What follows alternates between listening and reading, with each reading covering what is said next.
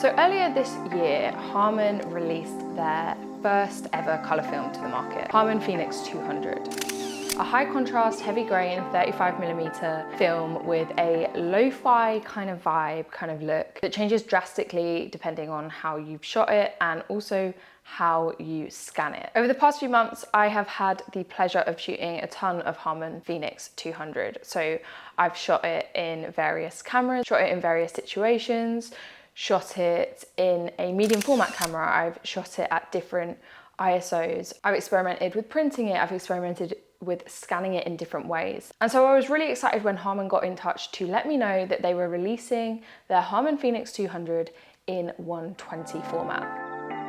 So you guys, if you have followed this channel for a while, you'll know that I predominantly shoot medium format film. That is kind of my main medium as such. And so in today's video, we are going to be looking at a selection of photos from across a few different rolls of film that I shot in the Fuji GA645. The Fuji GA645 is a 6x4.5 camera, so all the negatives are smaller than if I was shooting on a Mamiya RZ67 because those are 6x7 negatives, but they're still obviously considerably larger than 35mm negatives. We're going to be going through some of the photos, and we're also going to be looking at my scans, my home scans using the Epson V600 versus the scans I got back from the lab, Come Through Lab in Manchester, who I love using. I talk about them all the time.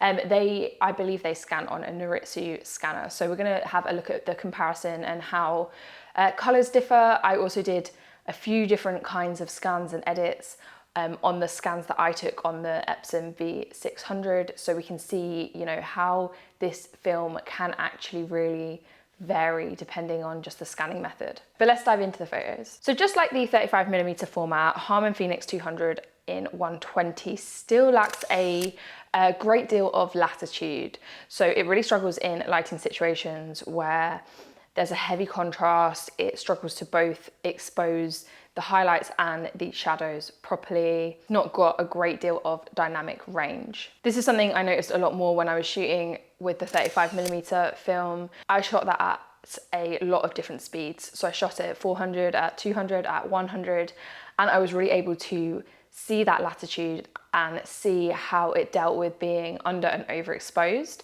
For these rolls, I shot it all at box speed at 200. One thing I noticed with the 35mm format is that in the highlights, you get a lot of halation, a lot of red halation in those high contrast situations.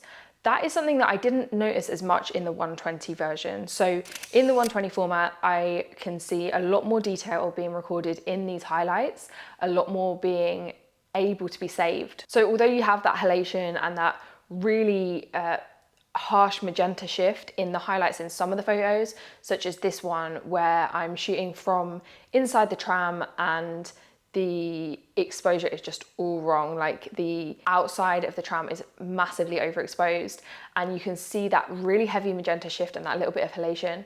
But other than that, I haven't noticed that halation or that magenta shift in the highlights in the other frames of this film. Again, if we take this photo for example, you can see how little detail is recorded in the shadows. A good example here is when I did the flatbed scan, you can see the frame lines are not black. If I turn those to black, you get a lot more contrast and you lose a lot of detail in those shadows. And if I raise it, you get a lot of, you know, green tint in those shadows. The detail's not great and there's a lot of heavy grain. In terms of grain, of course, a 120 film doesn't have the same amount of grain as 35 and you can see that here. The grain is definitely lesser than when I was shooting on 35mm, but again, for a 200 speed medium format, it is still pretty strong grain. For the most part, I think that this 120 film does manage kind of the exposure a little bit better, but again, I probably would opt in the future to shoot it at 100 ISO just to make sure that we're not losing those details in the shadows. There are a few photos that I took where the exposure is a lot more even, and I think these photos are really successful, so